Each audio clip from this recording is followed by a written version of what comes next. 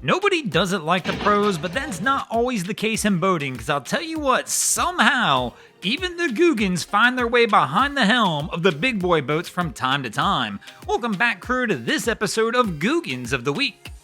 Now, of course, when we think of the Googans, we don't typically think of the pros behind the bigger boats. Typically, we think of those guys out there in some sparkle rockets, giving her hell, just lighting it up and having a good time on the water. But the reality is, the pros run into their fair share of problems as well. And one of the biggest reasons the pros run into problems, as we've talked about many times before, is they spend a lot more time out on the water than the rest of us. And the facts are that weather is a bigger factor for them than it is for most of us. And the reason I say that is most of us, if the weather sucks, we can stay in.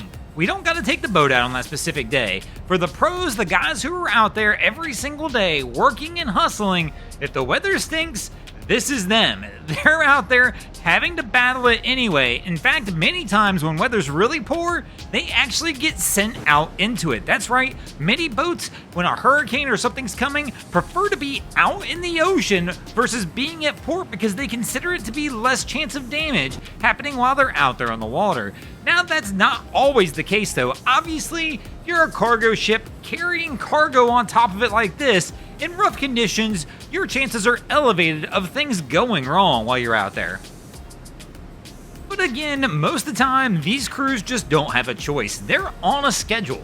These cargo containers gotta get somewhere by a certain point in time. Well, in some cases, they don't ever make it, as we see here, but the reality is these ships are on a schedule and they will stick to that schedule almost no matter what and continue on trucking even when the conditions are absolutely horrendous.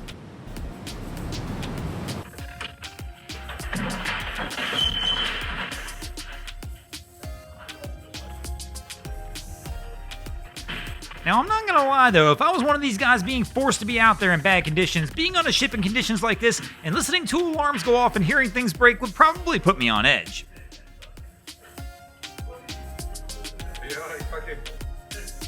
Or even coming into port with the ship violently rocking like this would definitely give me a different kind of feeling.